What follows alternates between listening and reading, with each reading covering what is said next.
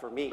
So it's great to be here. I want to start by telling you a little bit about how I grew up from that theater-loving boy into this money-obsessed grown-up who spends his life thinking about the connections between finances and emotions. And it starts in roughly 1981.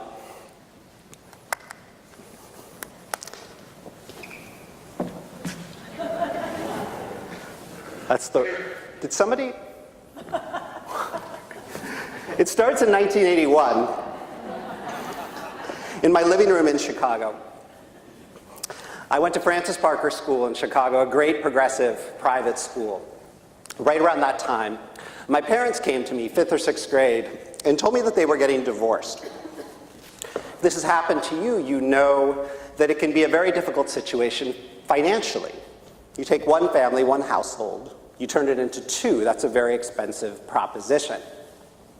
But what happened to us next was that one of my parents lost their jobs. And it was about 2 years until there was a regular income stream coming in from that particular parent. So what happened at that point was amazing. The community, the Francis Parker community, sort of rallied around my family, and they decided that not a single Lieber, not a single one of the three of us was going to be allowed to leave. And we all went on financial aid. It was seamless. I didn't even know that it had happened until a couple of years later. So I didn't have to leave Parker for money reasons. But when it came time to go to college, we did not have enough money to pay the tuition and the room and board at the places that I wanted to attend. So we weren't sure what to do. We didn't know very many people who had applied for financial aid, but somebody slipped my mother a telephone number. It had a 708 area code on it. Does everybody remember that area code? Does it still exist? Yeah, I know they've split them all up, but back when 708 could have meant, any number in the suburbs. So we called it up. There was supposedly this guy who could help people in our situation. He gave us an address, had us come see him in Evanston one afternoon.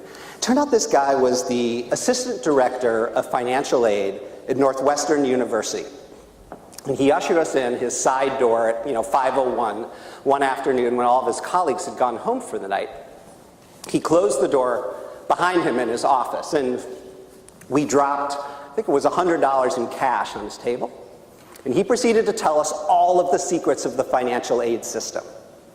Which number to put in what spot on the FAFSA form, so we would appear just properly situated so that the financial aid gods would shine brightly down upon us. He wasn't encouraging us to cheat, and if we had been applying to Northwestern, he would not have seen us for ethical reasons. But it turns out that he really did have all the answers. I got into Amherst early decision, got an amazing financial aid package, and graduated from there in 1993 with less than $10,000 in student loan debt. Totally manageable amount. So I learned a couple of things from that experience, talking to that guy on that day in 1988 in Evanston, Northwestern. And the first thing I figured out was that the world is filled, the grown-up world is filled with complex systems involving money, and they are made to be hacked. Legally. But still, what I found is that there's almost always a grown-up out there somewhere who is willing to help you figure the complicated money stuff out. The other thing I learned that day came from the fact that my mother had bothered to take me there in the first place. I just turned 17, and she could have easily tried to hide our financial situation from me or shielded me from whatever anxiety she was surely feeling about the situation, but that wasn't how she did it. She thought, this is your education, this is going to be your debt. This decision is a collective decision, and you ought to have a front row seat for the process, however messy and complicated it is. I didn't really think much about that situation until more than 10 years later. I'd moved to New York City, established myself as a journalist, but I had not really figured out what it was that I was put on the earth to do, the work that I was born to do, the beat that I was born to cover.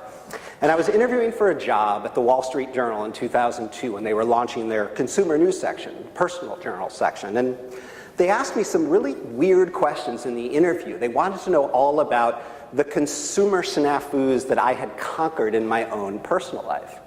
And I told them that story about being in Evanston in 1988, talking to the assistant dean of financial aid and how we had sorted that system out for ourselves. And we had a whole conversation, and when they hired me, they said, Ron, what you don't understand about the things that you've done in your personal life, whether it's becoming obsessed with frequent flyer miles or figuring financial aid out or being the person who everybody turns to for hotel advice in New York City, what you don't understand is that your beat in life ought to be your beat in journalism. Your beat, your area of coverage, ought to be beating the system.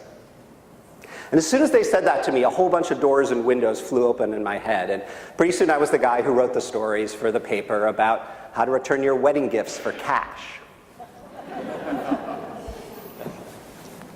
And before too long, within a couple of years, the Wall Street Journal, which had traditionally been a place where personal finance was defined as investing, stocks and bonds and mutual funds and retirement, we ended up expanding the definition almost to its, its almost absurd limit, where anything and everything that hit you in the wallet became an area of potential coverage for us. In 2005, they started the Saturday Wall Street Journal. They gave me a column, and within a couple of years, the New York Times noticed what I was doing, and they hired me away. So I was on top of the world, or at least I was as far as I knew, right? I got this column at the Times. I was 30-some years old. I thought I had it all figured out, and then I became a parent. And there's nothing that shakes up your worldview like having a little person who's looking to you for all of the answers. And within a couple of years, I mean, literally by the time she was 3 years old, our daughter was sort of fixing us with these intense questions about money and how it works and who had what and why and how it all came to pass. The moment that sort of turned things for me was when we were sitting in our car one day on the way back from a weekend visit to some friends of ours. And apropos of nothing, no segue, no transition at all, just out of nowhere, she sort of yelps from the back seat, "How come we don't have a summer house?" And I had no idea what to say. I knew that it was an important question. There was a lot in there that she was trying to figure out, but I didn't really have the language for it. I didn't have the smarts to figure it out. I didn't know how to respond tactically or what it was that she was really searching for. And so a couple of weeks later, after sort of stumbling around trying to figure out what the right answer might have been, I started writing about these questions on the New York Times' website. Just started collecting any and every question about money that kids ages 3 to 23 were asking their parents.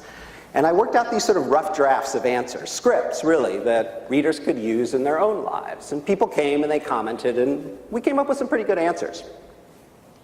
Not long after that, the Occupy movement started on Wall Street and in other cities and countries. And pretty soon I was getting phone calls from parents in and around New York City who said, "Ron, we've seen what you've been doing with these scripts and these money questions on the New York Times' website, and we were hoping you might be able to help us out because we've got a real problem here in our community. The people with more money than average are trying to figure out how to talk to their kids about the conversations that are going on around who has more and who has less and how that came to pass and whether it's fair. And the people with more, they're starting to feel demonized by all these discussions about inequality. The schools are telling them to tone things down and that the kids should not be talking about their family vacations, and maybe it would be better if the kids weren't taking taxi cabs to school, and the iPhones might not be appropriate after all. And they didn't like that very much. They felt like they were having to apologize not just for what they had, but who they were. And the people with less money than average, they weren't happy either, because their questions from their kids, the things that they were coming home with, were starting to sound like accusations. Why did you decide to be a teacher or a social worker or a psychologist or a journalist, God forbid, when you could have been a lawyer or a small business person or a doctor, and then we would have a nice lake house like my friend does? These questions felt like accusations. And these parents weren't very happy either. They felt like their noses were being rubbed in everybody else's affluence. at a time when a lot of people were really hurting. So these parents called me up and they said, Ron, you seem to be working all this stuff out on the pages of the New York Times website. Why don't you come in and speak to all of our assembled parents, you know, the people with more and the people with less, and the faculty and some of the high school kids, and just set everybody straight. So I wasn't sure exactly what to say, except I knew I wanted to take them up on that challenge. These were complicated questions that the kids were asking, but they were urgent ones, too, and it felt like a new area for me, for personal finance. These questions that were pressing, but that parents didn't really have any idea how to answer. So I started with a thought exercise, just to try and figure out what all of those people had in common, what all of us have in common. So I asked myself this: what is the single worst word that somebody could use to describe my child that would be the worst indictment of me as a parent? Right? The single worst word that somebody could use to describe your kid that would be the worst indictment of you as a parent. And the first thing that popped into my head was spoiled. It made the hair rise up on my arms when I thought about it. I think the reason why is because the word spoiled is a verb. It's not just an adjective, right? Spoiled by whom? Spoiled by you, by me, by all of us, right? Because they're not born that way, they're made. And they're usually made that way by their parents. So I thought, okay, well, if that's what we're all trying to solve for, then what's the opposite of spoiled? What's the solution for that? If you look in the thesaurus, you see the word fresh, right? Which isn't particularly helpful in this context. Kids are not vegetables or meat. So that doesn't work. So I sat down and made myself a list of all of the values and virtues and character traits that add up to the sort of grounded, decent kids that we all want to push out into the world one day. Things like modesty and thrift and prudence, and patience, perseverance and grit, generosity, graciousness, sense of perspective on their place in the world. When I stopped and I looked at that word cloud that I'd made for myself, I thought, whoa, you can use money to teach every single one of those things, right? So rather than assuming that our kids' questions about money are inappropriate or rude, rather than silencing them when they ask, what if we did the opposite? What if we embraced those questions and used the answers to steer them, to steer our families on years-long conversations and even around rituals around the answers to those questions? What if we did it that way instead? And so what the opposite of spoiled is, more than anything else, is a solemn promise to our kids that we are going to answer their questions about money honestly, and we're going to do a better job of that than our parents did. Now, I don't know about you guys, but when I started asking questions about money, I quite often got some version of the following answer: that is none of your business. Anybody remember hearing that one? Yeah, I mean, inevitably, it's like half the room. So I'm here to tell you today that way of answering the money question is really not very effective. First of all, it's not true, right? If they live in the household's revenues and expenses absolutely are their business. It has an impact on their daily life. But more importantly, if we shut them down when they have this intense curiosity about matters of great importance, and we tell them that their questions are not welcome, they're going to come to the conclusion that other matters of great importance are probably not up for discussion either. Things like sex or drugs or mental health. Things that we really want them asking about. So if you're trying to figure out how to answer those questions, what your initial comeback ought to be, I actually have a ready-made one for you that we use in our house. Our response to the money question is always to look right back and say, oh, why do you ask? And it's not an accusation, right? Why do you ask? It's meant to convey the fact that we honor our daughter's questions, that we appreciate her curiosity, that we have every intention of answering the best way that we know how, but that we want to know where the question is coming from, because quite often, these questions aren't really about what they seem to be about at first. Right, the questions that have numerical answers in particular, right? They want to know how much money you make or how much your house is worth.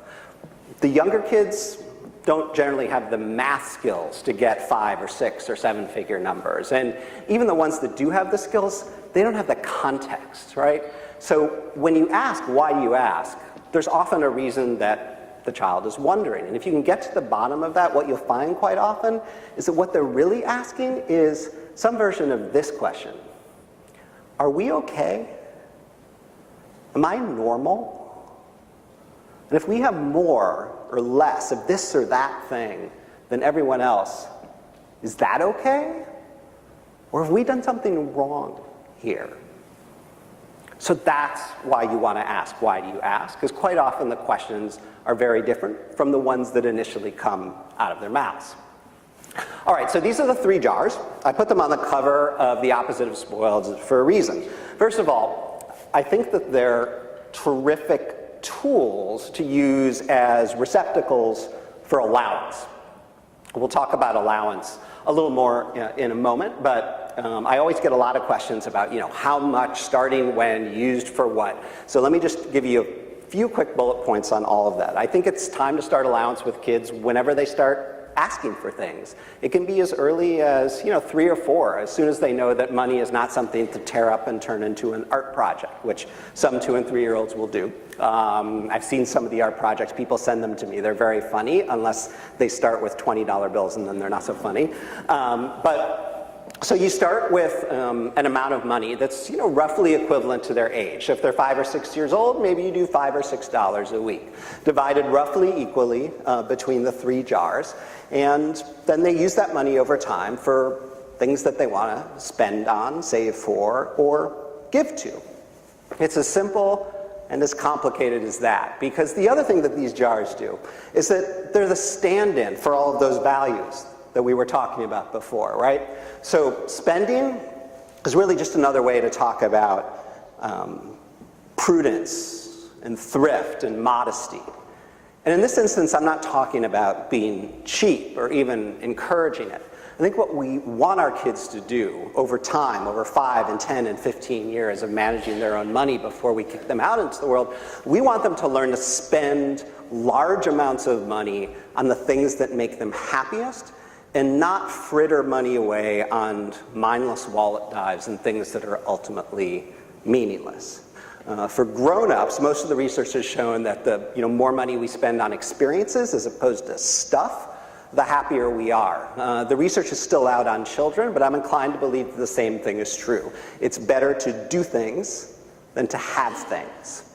So that's where we want to head with the spend jar. Now the save jar is really all about patience and delayed gratification in a world that conspires against waiting in children, right? All of us probably remember having to wait for the television commercials to be over, which kids often don't have to do anymore unless they're watching live sports or the Tony Awards or something. We probably remember going to Blockbuster, right? And there'd be a waiting list and you weren't sure whether the new release was there, and you might have to come back the next day or 3 days later. None of that goes on anymore. They don't wait to use the phone. There are more bathrooms in houses than there used to be. They don't have to wait to take a shower. You can buy your way to the front of the line at Great America now. It's just, it's crazy. And so what this is about is teaching them to wait, because waiting turns out to be a really important grown-up skill. It's sort of hard to save enough money for a down payment on a house, or to save up for retirement over a half a century of working if you don't know how to wait. And the earlier they have these skills in their young adult lives, the better off they're going to be. So that's what the save jar is about. And giving's about generosity and ultimately about gratitude. Now the littlest ones, the ones who are just starting, often have a lot of questions about why they should be giving money away. They just don't get it. And just telling them that it's an important thing to do, or it's what we do for other people, or it's what God wants us to do, doesn't often fly with them. So one way that might help, one thing that's helped in our family, is telling your family's story, your family's history of being helped itself. Almost every family has a history of being helped. Ours goes something like this. On my side of the family, well, I couldn't have gone to middle school or high school or college if there hadn't been helpers back in the 80s and 90s who were giving money to the institutions that educated me so that kids like me who didn't have enough could go. My mother, she's a survivor of premenopausal breast cancer, and this was back in the early 80s when most people didn't survive premenopausal breast cancer. Tomorrow, actually, my 9-year-old daughter, who has been given a version of this speech again and again, is going to get up in front of 1,000 people at the Lynn Sage Cancer Research Foundation luncheon in downtown Chicago and make the ask in front of all those folks to try and get them to dig a little deeper for this year's donation. So she gets it. She knows the story of her nanny, who would probably not be here had it not been for all of the people 30 and 35 and 40 years ago who gave money to support research, to create treatment so that people like my mother would survive. In my wife's family, she comes on her dad's side from a family of Holocaust survivors. Her grandparents literally ran from Hitler across Europe. Some of them made it, most of them didn't, but her grandparents got out. And when they got to the United States in the late 1940s, there were lines of refugee organizations all over the place, helping them get settled, get started, and get going in America. So when our daughter asked why we give, we had a ready answer to that question. It was because our family has a history of being helped itself. Now, you probably have your own story. I mean, maybe yours is a story of slavery to freedom, or a hardscrabble immigrant tale, or maybe you're collecting unemployment insurance right now, but somewhere along the way, someone helped you, and telling your children that story will help inspire them to give too. So I promised we'd talk a little bit about chores. One of the strongest feelings I have about allowance is that it's not a wage. I think money is a teaching tool, like a musical instrument or art supplies. I think we give our kids money, we give our kids allowance because we want them to practice at it. We want them to get good at it in the same way that we want them to get good at art or sports or music or whatever it is that they have passionate feelings about. So for that reason, I don't think allowance should be connected to the completion of chores. I think kids should just do chores for free in the same way that grown-ups do. There's actually a practical reason for this. I mean, if you turn allowance into a wage, there will come a point when your smart aleck children will look at you one day and say, you know what, I have enough money right now, so I'm not going to do the chores. And then you're in a pickle, right? So you don't want to be backed into that logical corner. Better to start with the understanding that these things are separate. Which is not to say that I don't think kids should be doing chores. I actually think kids should be doing a lot of chores. I think they don't do enough chores. And in part of my reporting for The Opposite of Spoiled, I went out and tried to find places where a lot of work was being done by children. Quite often when there are a lot of kids in the house, they create, sort of exponentially more mess than one or two kids will. So I went to visit some large families just to see how they ran things. And I ran into some of the most extraordinary chore charts. This was the magnetized one at a family that I visited with in Utah. I still don't know what an entry bench is. We don't have those in Brooklyn. But that's chore number 5. All the chores are numbered and they're divided into columns, and the kids move them around according to which ones they've done on which day. They have their little magnetized labels. They wash the light switches. The door between the mudroom and the kitchen gets really dirty when you have 6 or 7 kids. This particular family was so intense that the activity around the water, the sink in the kitchen, had gotten so crazy just with the refilling of the water bottles that the parents installed a water fountain in the mudroom. Yeah, so an incredible family. So they taught me a lot about how to organize chores. But I also wanted to remind myself, really to sort of prove a hunch that I had, about how much more kids are capable of than we actually give them credit for. So right, when you think about what it is that your child can do at 4 or 9 or 14 or 16, I want you to think a little bit harder about the possibility of stretching them, of stretching your entire family a little bit further. And in order to talk myself into this idea that kids were capable of much more than we give them credit for, I wanted to spend some time visiting with farm families, in particular farm families where there is a lot of work that the small children can do. So how many people in here grew up on a farm? Anyone else down here? Yeah, a dairy farm, or what kind of farm? What kind of farm did you grow up on? A regular farm. Yeah, in India. Okay, any other farmers here? Yeah, in the back, what kind of farm? I'm sorry? Cattle. Okay, dairy or meat, or both? What's that? Just meat. Okay, so I asked around, and people who knew a little bit more about agriculture than I did, having grown up in the city of Chicago. And what they told me, and some of you farmer folk may disagree a little bit, was that the most intense farms where the most amount of work, where there's the most amount of work to be done each day, happen to be dairy farms. And this happens for two reasons. The cows need to be milked constantly, right? And then there's the stuff that comes out the other end of the cows. It turns out you run into big problems with the regulators and the inspectors if your cow excrement is not cleaned and pushed and moved and stored in exactly the right way. And so I went to visit the Smith family in northern Utah. 9 boys on the Smith family farm. They have 1,800 head of dairy cattle. And this is the youngest of the Smith boys. Jebediah, Jeb for short. This is Jeb at age 5 when I met him. And what goes on the Smith farm is this. When each successive boy turns 5, he gets promoted to tractor driver. And this is what happens.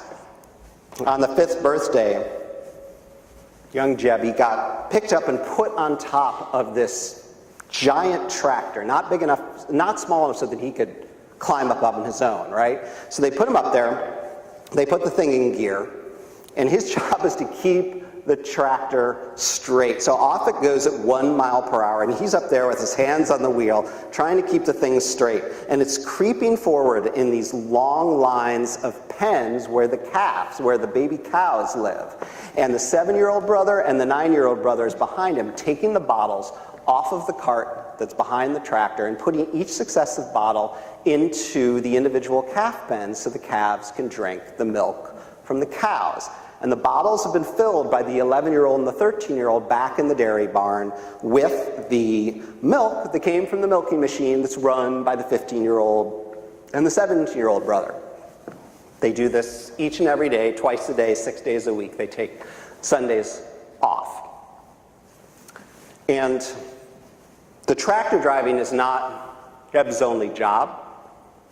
That gun you see him holding, it's not a toy. It's an actual weapon that fires real BBs. He gets more advanced weaponry as he gets older, but his job with that gun is to make sure that the birds on the farm are really, really scared of him. It turns out that birds are a menace on a dairy farm. They harass the cows, they spread disease. You don't want them around. And so it happens now that when Zeb raises his weapon and he cocks it, those birds know just from the sound of that weapon getting ready to fire that it's time to scatter.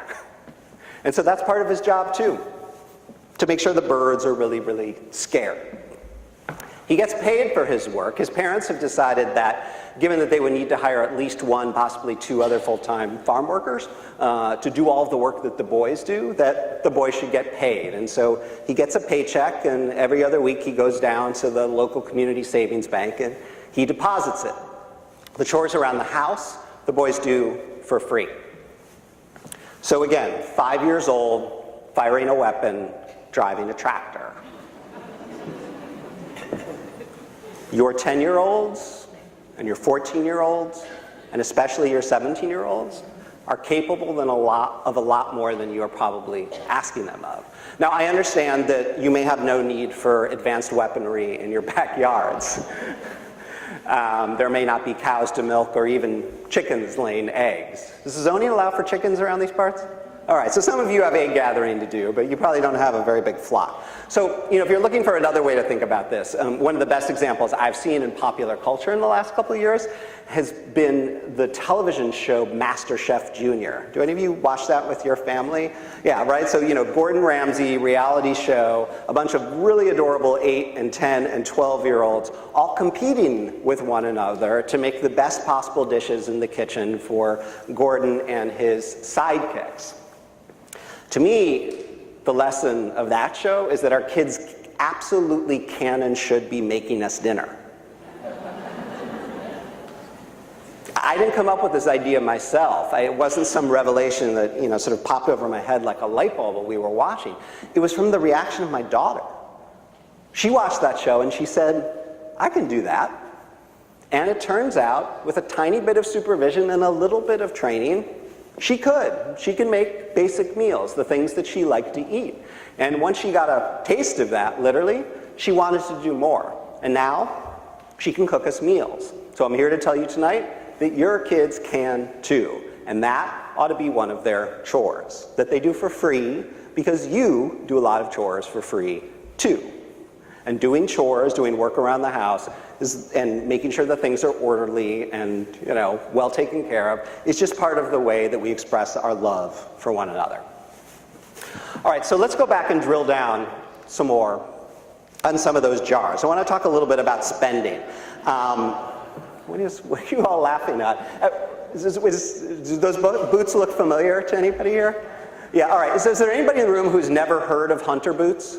It's okay. I didn't know what they were either when I started my reporting. Raise your hands if you don't know. Excellent. All right. So I think it's always a good sign if there are a lot of people in the crowd that don't know what hunter boots are. Because some places you go, everyone knows where hunter boots are. And I started thinking about hunter boots because I was reading Paul Tuff's book, How Children Succeed, which is a terrific book. Some of you may have read it. And just in passing, he mentioned being at a nice private school in Upper Manhattan where all of the 16-year-old girls in the room had hunter boots, except for one. I thought, what is this about? And I had to look up to see what they were, and then pretty soon I started seeing them everywhere. And it became a sort of totem for me in my reporting. So I get a lot of questions about what it is the kids should be spending money on, and how you tell the difference between a want and a need, how you explain it to kids. Well, one way to do it is through clothing, right? Kids need clothes. They're constantly growing out of them. And if you live in a place like this where it rains sometimes, they probably need rain boots, right? We all agree we want their feet to be dry. So the question you're asking, really about every item of clothing in your house, every single thing that you buy for them, right, is at what point does the need turn into a want? So I started drawing this sort of horizontal line for myself, where you had need on one end and want on the other, and you had to figure out sort of where to draw your own vertical line in the middle to figure out kind of where you stood, right? So if you think about it in terms of rain boots, over here on the left you have the sort of $20 generic ones that you can buy at Target. Over on the right you've got these hunter boots, about the fanciest rain boots that you can buy for a child, and they're $60, $70, $80, $90 depending on when and where you buy them. So we made a decision in our household that we were going to draw our vertical line at the place where the Land's End price point was, right? Now, I grew up around these parts, talking on the phone at, 1-800-Land's End to the nice ladies up in Wisconsin, have always been a Land's End guy myself, right? High quality, fair prices. I'm wearing a Land's End shirt right now. And so we said to our daughter, here's the deal.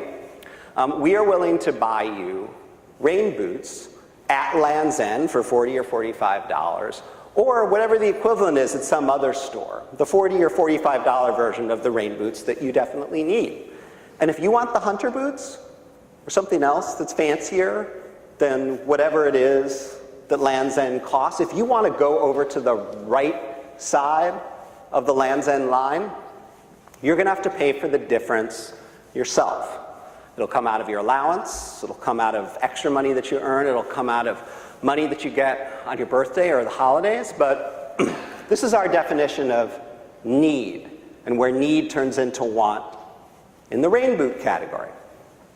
Now you're line may be different, and it may be different in different categories too, right? Your family might be a Target underwear family, right? Because like, why should your kids have underwear that costs more than $2, right? But yours may be a Patagonia outerwear family, because you go hiking or skiing and you really want everyone to be warm and dry and comfortable. So you're going to spend a lot of money making sure that you get gear that's absolutely fantastic.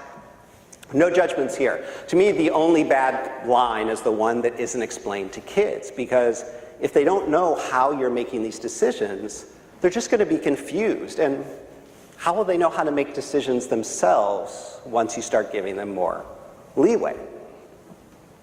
So one of the very first talks I gave about this subject was a woman down in the front, and when it came time for Q&A, she raised her hand with great urgency. She said, "Ron, I got this really intense question from my 11-year-old son the other day, and I didn't know what to say. And he has a sister who's 14 years old, and he looked me square in the eye and he said, 'I do not understand why you will not buy me a carnivorous plant terrarium because you're willing to pay for my sister's hunter boots.'"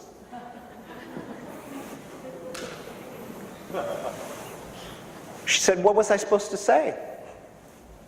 And I thought about it for a second, and I said, you know what, I think he's got you there.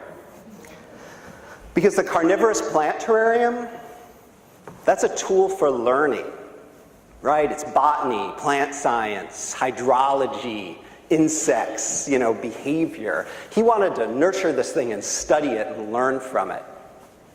But those hunter boots that she was buying for her daughter without really thinking about it, that's a luxury product.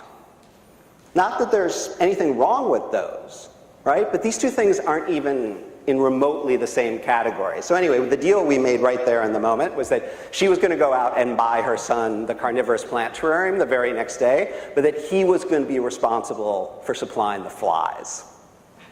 And that was the deal that we cut. So, I thought I had this whole hunter boot thing all figured out, right, once I answered that woman's question. And I wrote a first draft of the book with, the want-need continuum and all this stuff about hunter boots. And then I came home one day 2 summers ago and found my daughter wearing these. I said, "Talia, where did you get these things?" And she said, "Grandmommy got them for me." Grandparents are a menace. Present company excluded if there are any here. But for the most part, quite often at least, they live to subvert all of our most strongly held feelings about what we spend and don't spend on and what we want our kids to have and not to have. It turns out that my mother-in-law was not trying to show me up. She didn't know anything about my whole thing with hunter boots. But, we had to have a conversation that night after the kid went to bed, my wife and me, about whether she was going to be allowed to keep these. A couple weeks before, the other grandmother had sent a black leather miniskirt in the mail. That went back to the store. There was no discussion about that. This was a little bit more of a close call, though. And what we ultimately decided was that as much as we might put certain brands on our banned item list, for any number of reasons, whether we don't like what they stand for socially, or whether we don't like the way they treat their workers, or half a dozen other reasons, this was something that we felt like was ultimately harmless. If she had come to us and really wanted the boots, we would have made her pay for the difference between the Land's End boots and those boots, but we would not have told her that they were inappropriate or that she couldn't have them. So as long as the grandparents aren't doing this sort of thing too often, I think you can probably let it slide. So the kid got to keep her boots, but the coda to this, a couple weeks ago, after she had grown out of these finally, she had to make a choice. Grandmommy wasn't around to buy her hunter boots to replace the old ones, and she chose to buy the Land's End boots when given the choice, and she decided that she wanted to save her extra money for something else. So it was a choice that she made, a trade-off, right? Because this is what grown-ups do. We make trade-offs all the time, and this is what we're trying to teach them to do themselves. All right, so a few words about the give jar. This is an exercise we did with our daughter last year for the first time. You can do it with kids roughly ages 8 all the way up to 18. And what we did is that we sat down with her at the dinner table one day and we said, we want you to understand the money that we give away and how we divide it up. So we said for every $100 we give away, this is how we divide it. And we used a black bean to represent each one of those dollars. So this is, effectively our charitable asset allocation. This is how we split our charitable budget. And so we explained it to her. We talked to her about river blindness, how we feel like it's very important to give money to help organizations to help people in the world who have the least. River blindness is a devastating disease. It's curable if only the people in the right places have the right medicine. By giving just a couple $1,000s a year, you can definitively save lives. And this is something that we felt very strongly about. So we told her about that. We told her that we support the organizations, the schools that helped me when I didn't have enough money. And there's the breast cancer organization and the American Jewish World Service, and we want to help the elderly Jews in our community who are not as fortunate as Talia's great-grandmother, the Holocaust survivor, who is still alive. We celebrated her 89th birthday this weekend. So we walked through all of that stuff. We showed it to her and we said, Talia, do you think there's anything missing from here? Is there somebody or someone, something that's important to you that we forgot? So she thought about it for a moment. She looked at us to see if we were really serious. And she said, I'm really glad that we helped the schools that helped Daddy when he didn't have enough money. But the thing that I love doing the most each year is going to sleepaway camp. And I would like to give some of our money to camp in case there are some kids who want to go to my camp who don't have enough to pay for it themselves. So this had never occurred to us that this might be possible. In fact, the camp had never come to us and asked us for money for their scholarship fund, which was sort of odd, but we called the camp up and we asked, and sure enough, there was a Camp Eisner scholarship fund. And so we put the beans in her hands. We said, okay, this year 3 beans belong to you, and you've got to decide which piles to take the beans from so that we can make a new pile for the Eisner Scholarship Fund. So she decided what we de-emphasized, and we had a whole conversation about the reallocation. And then she made her pile for Camp Eisner. So this discussion was one of the best family discussions we have ever had. And we only anticipate that the conversations and the debates will get more nuanced and interesting, that the calls will get closer as she gets older and smarter and more aware of the things that are going on in the world. I would urge you to have the very same conversations with your family too, because what we give says a lot about what we stand for. And it applies to our kids too. So it only seems fair that they ought to have a say and a stake in some of the decisions that we make. So from the conversations about generosity, it's really only one short step to gratitude. There's been a lot of great social science done in the last decade or so about the power of gratitude rituals. You may have seen some of them going around on Facebook. I have my own that I do each day when the subway comes in Brooklyn. I'm always glad when the subway comes because sometimes it doesn't, but most of the times it does come. And when I see the headlights from the subway car coming at me, I know I have about 20 seconds until it's there and the doors open. And at that point, I usually put my head down and just stop for a second and think about 3 things that have happened in the last 24 hours that were really great. And it could be a thought about someone or something, a place, a really delicious peach that I ate the day before. It doesn't have to be all that complicated or profound. It's just a moment to remind myself of the really good things that happened. It turns out this gratitude ritual stuff is really powerful. I would say that after 2 years of doing this, I'm easily 20% happier than I was before. So we decided we were going to come up with a gratitude ritual for our dinner table. Now, you may already have one. There's a lot of people in America still who say grace every night. Maybe your grace comes from a religious tradition of one sort or another, or maybe yours is a godless grace. That's fine. But I wanted to come up with a gratitude ritual that would work for any and every family, no matter who they were and what they believed in. And what we settled on in our household was toasts. Kids love to give toasts. It's a really grown-up thing to do. It's loud, it's a little raucous, the liquid sloshes around and splashes, it makes noises when the glasses clink together, and there aren't really any rules for a toast, right? You can raise your glass to anyone or anything, and so the only rule in our house is that you've got to toast someone or something. Just one single good thing that happened to you, or that you heard about, or that you did since the last time we did it. And if you do that enough, the conversations around the dinner table start to revolve more around the things that you have and the things that you already do that are fun and great, and start to focus a little bit less on the things that you don't have, that you don't get to do, the things that might be out of reach for a little while longer, or maybe forever. Try it in your old house and see. Did anybody recognize this place? Speaking of camp. So there are a bunch of different ways to give our kids perspective. Gratitude rituals are one of them, but another way is to get them out of the environment that surrounds them for 10 months a year, where everything is quite often pretty well taken care of, where things are neat and clean, where the wireless is always working, where there's central air conditioning and heat that always works, and running water.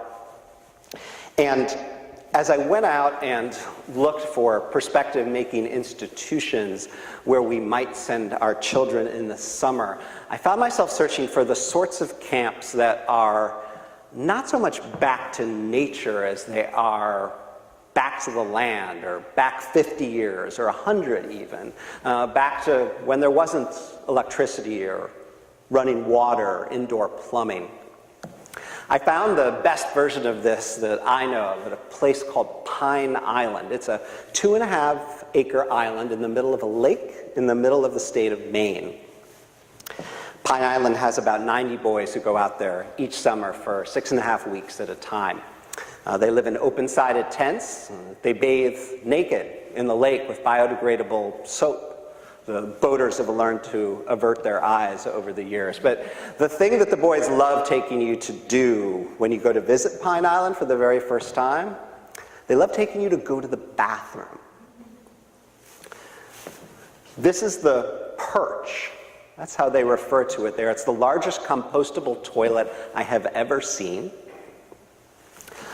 The boys sit or stand there, and you have to walk up about 15 steps to get to the perch. It has this beautiful view of the lake out the screened-in windows that face the toilets. And, you know, that's the first place they take you to when you visit the island. They're very proud of it. And you walk in, and inevitably there's, someone sitting or standing there.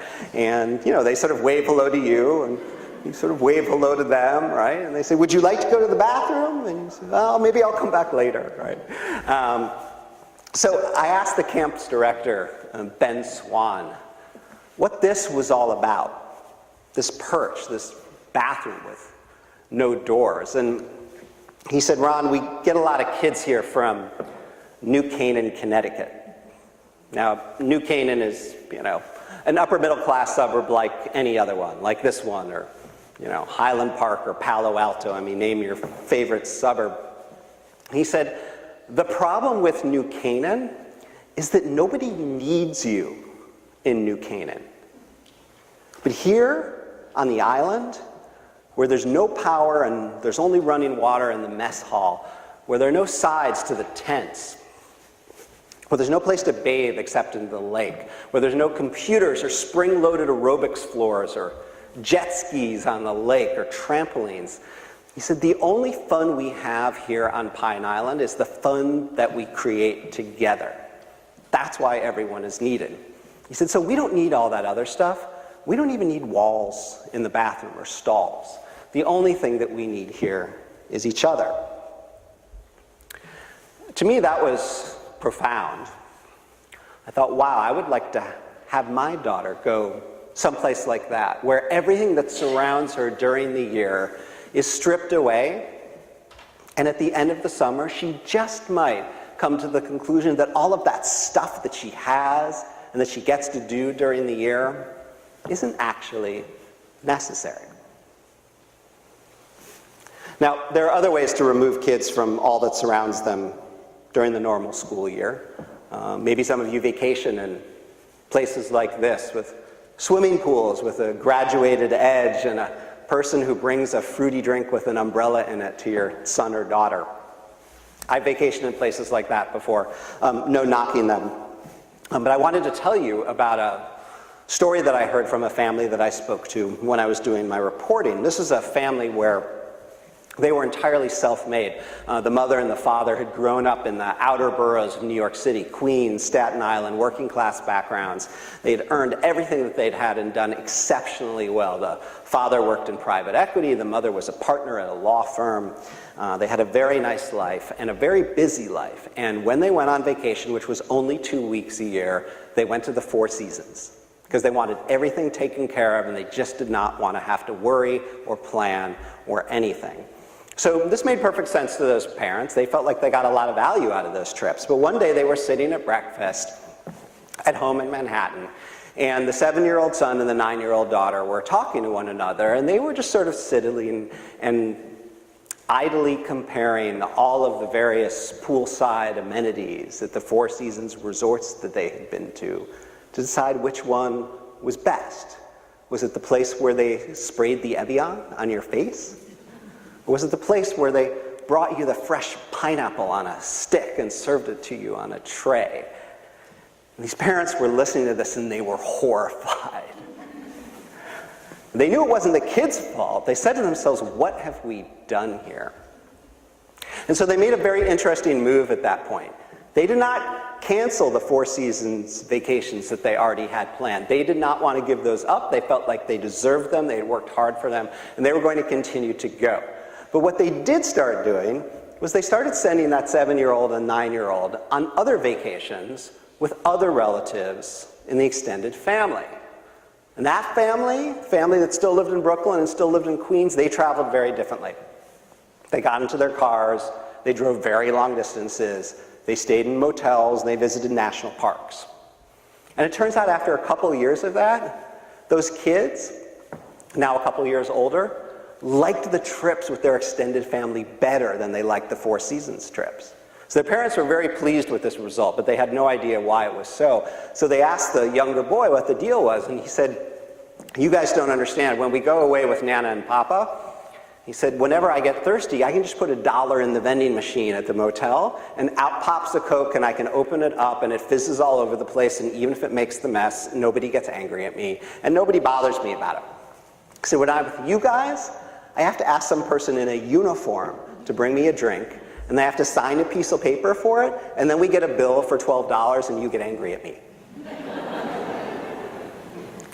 So I named a rule after that family. It's called the Four Seasons rule, which just says that for every vacation that you're able to take like this, that you're lucky enough, that we're lucky enough to take like this, think about taking another one too, to a different kind of place where you do different kinds of things.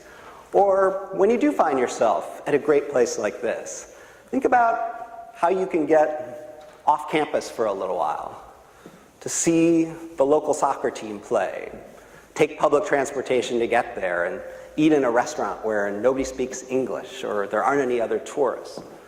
Find a way to meet up with locals and do some of the things that they do and see what that life is like. What social media has become, and Instagram in particular, very quickly, is sort of an engine for envy. It's a way we present ourselves in a way that's not quite real. It's our sort of enhanced version of ourselves. Really, it's a sales tool.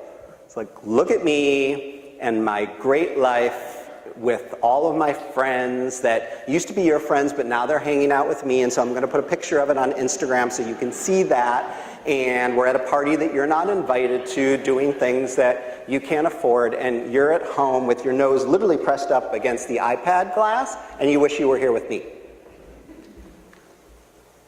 At least that's how a lot of kids see it, or how a lot of kids see it if there aren't grown-ups getting in between them and their devices, following along and narrating as they go.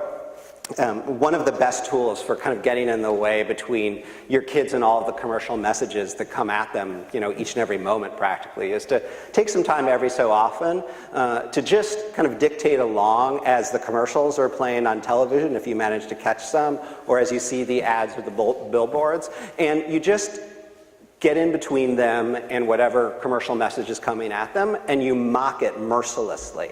Right? You make fun of whatever, sexist, racist notion that, the advertising is putting forth towards them, or, you sort of translate into whatever way the ad is trying to make them feel badly. Well, it turns out you can do the same thing with their Instagram feeds. You can explain, this is why this person is putting this thing up, and how do we feel about this? And does this cross the line into bragging or boasting, or is this just someone who wants to share, a beautiful moment in their life that was worth celebrating?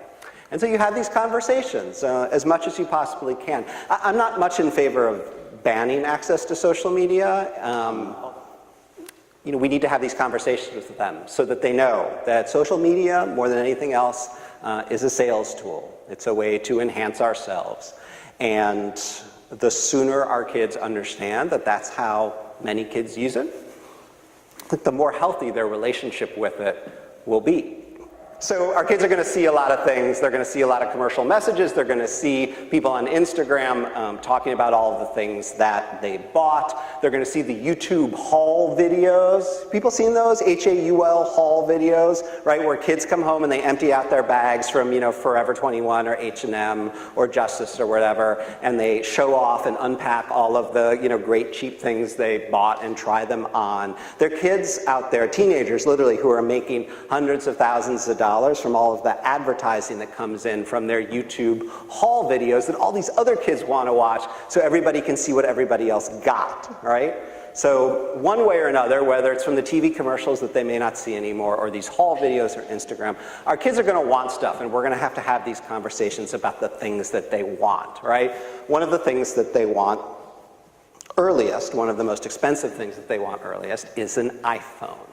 Now, I think the best solution here is to sort of ditch our first version, version 1.0 iPhones on them with the wireless carrier that doesn't work anymore and make them use it as an iPod for a couple of years. That's sort of the best way to teach them. But in fact, there comes a point, 5th, 6th, 7th grade, when they probably need a phone, a communication device that has voice service and, most importantly for these kids, texting. It's just how they communicate with one another. It's often how coaches or even teachers communicate with them. So, I've come to grips with the fact that phones are a need now as opposed to a want. But smartphones, not a need. There's no need for traveling internet access, right? So if this is something that our kids want, there's nothing wrong with that. There's nothing wrong with wanting something that's shiny and great and fun. But if they want it, they ought to pay for the difference between the dumb phone that they need and whatever that would cost and the service associated with it, and the smartphone that they want. So that's whatever it is, $100 or $200 for the hardware, or maybe you let them buy your old iPhone 4 from you on the cheap. And then whatever the data plan costs for whatever data that they're using, or for whatever amount of data you have to add to your family plan for whatever it is that they're using as they travel along, they pay for that too. And only then will you figure out just how much they actually want, when it actually costs them something. I think the same thing's true for automobiles, right? So when we were kids, this was the sort of thing that got dumped on us or bought for us, right? It was the boxy tank of a Volvo that was really, really safe, right? What we're thinking about first and foremost is safety, right? Because they're going to crash the cars. They are terrible drivers. Their minds are not well developed enough. They should probably not be driving until they're 25, but that is a battle that has been fought and lost, right? So we want them to be safe. We know this, right? And I'm all for the fact that cars for 16 and 17-year-olds are a need for many of you. I mean, it may literally be a situation where you can work more if the kid is able to drive themselves, and especially if the kid is able to drive their younger siblings around, right? Then you are out of the chauffeur business and back into whatever business you would like to be in more full time. So I get that it's a need. But really, what do they actually need to drive around in? What they need is something safe. And the safety equipment has gotten so good now that a 4 or 5 or 6-year-old plain car that does not go very fast will be plenty safe. To me, anything else is a want, right? New cars, for the most part, are a want. Somebody asked me last week about, well, what about the, sort of collision avoidance systems, and, those can save a lot of kids' lives if you have them. Well, it turns out that the 3-year-old Chevy Malibu has the collision avoidance system, right? So they do not need a brand new Jeep in order to get the latest safety equipment. You can get it in a 2 or 3-year-old car. So things that are shiny and new, again, it's not a character flaw to want them, but they are wants. And if kids want them, they should have to pay for them. And that doesn't mean finding grandma or grandpa to write a $3 or $5 or $7,000 check to make up the difference. It means actually earning it over a couple of summers of real saving and thinking about just how much you want that thing. So you may wonder, why so much energy around these conversations, right? It's the phone is really a 3-figure amount. Maybe it's 4 figures over time by the time you factor the data plan in. The car, it's a 4-figure amount or maybe a low 5-figure amount, but they need it, right? So why do we have to have all these intense and complicated conversations and negotiations around it? Well, one of the biggest reasons I wrote The Opposite of Spoiled, besides the fact that I wanted to help people connect the idea of talking about money and teaching kids values, is that all of a sudden, without anyone really noticing it, college has become a 6-figure decision. Right? If you're not earning any financial aid, champagne is going to cost you $100,000. And that's if your kid is 18. I mean, if your kid is 8, who knows what it's going to be by then? I mean, the state is a fiscal basket case. There's no way to even predict what situation we might be in a decade from now, right? If your kid wants to go to a private college or university and you don't get any financial aid, that's $250,000. If you have more than one kid, all of a sudden the numbers are getting so big that this has become one of the biggest decisions, if not the biggest financial decision that a family ever makes. And we have teenagers co-captaining it. That's crazy, right? So one of the biggest reasons we want to give them 15 years of practice, thinking about ever larger purchases, is that at one point soon, they're going to be thinking about a place like this. Does anybody know where this is? Anybody here go to Cal? So this is the University of California at Berkeley. And it's a great example for us to talk about here because the state of California is in almost as bad of a fiscal situation as the state of Illinois is. They've raised their in-state tuition so much in the last decade that kids all over the state are literally revolting. I mean, there are protests all the time about their double-digit tuition increases. One of the ways they've tried to make it easier for those kids is to stick it to the out-of-state kids, your kids that really want to go have a sunny Berkeley experience for 4 years. And oh, by the way, it'll probably take them 5 to graduate, not 4, but a conversation for another time, right? And so the University of California, Berkeley, will cost probably $250,000 if you're 16, 17, 18-year-old wants to go there for 4 years, let alone 5, right? So the question you may be having, the conversation that you were getting yourself ready for is, what's the difference really between that $250,000 education and the $100,000 that you would pay for them to go downstate? Well, it turns out that that's a really complicated conversation to have. I mean, it starts here, right? If you want to go looking for data outside of the sort of fake data that appears in US News and World Report where they claim to be able to rank all of these schools, you might want to find out how much your kid might earn if they go to a school like this.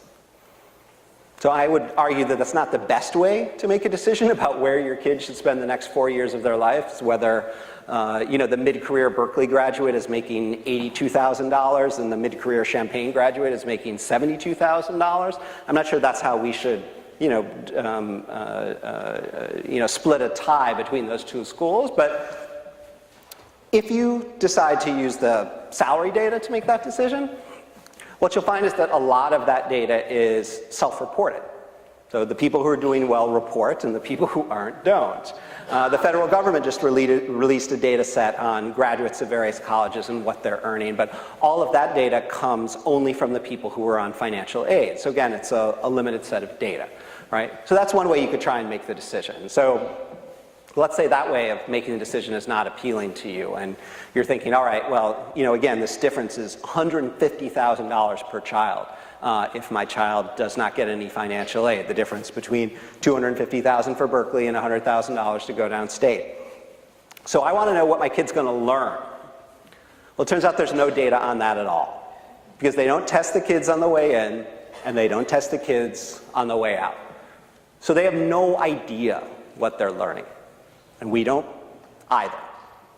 If you want to know what kind of social ties, connections, lifelong friendships, relationships your child might develop for an extra $150,000, you're not going to find any data on that either. It might be out there to be grabbed now that you can look at things via Facebook and where people went to school and their LinkedIn connections, but the data does not exist as of yet. The only thing we know is that kind of persistent rumor about how everybody who goes to Middlebury ends up marrying one another. Did anyone here go to Middlebury?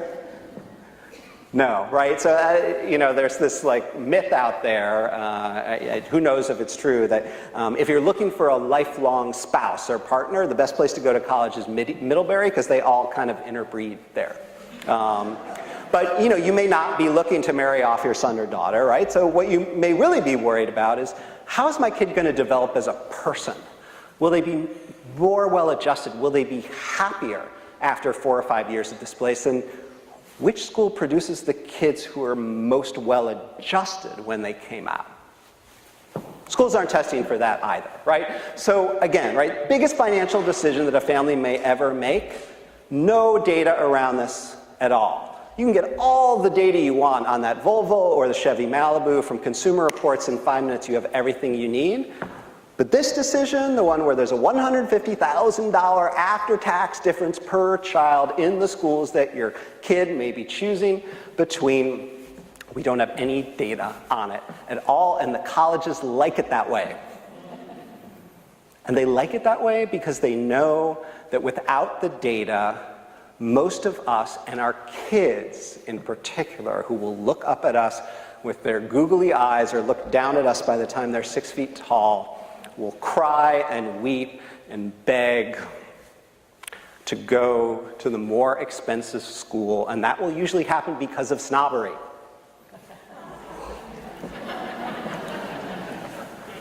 Right? The sticker on the window, more expensive is better than less expensive, small is better than big, brand name is better than non-brand name. We know how this goes, right? And so this decision that's all mixed up with feelings and money is what we're really getting them ready for. They're going to have a lot of questions as we go on. If there's anything I want you to take away from tonight, it's this, is that their questions, each and every one of them, about money, as challenging as they may be, as much as they may feel like they're a direct attack on the choices that you've made, as much as they may make all of us feel just a little bit defensive about what we're doing and how we're making our own choices or what everyone around you in your community is doing, we should always welcome those questions, because each and every one of those questions leads to ever bigger decisions that our kids are going to be a part of.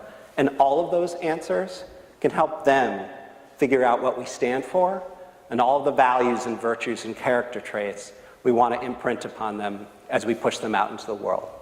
Thank you.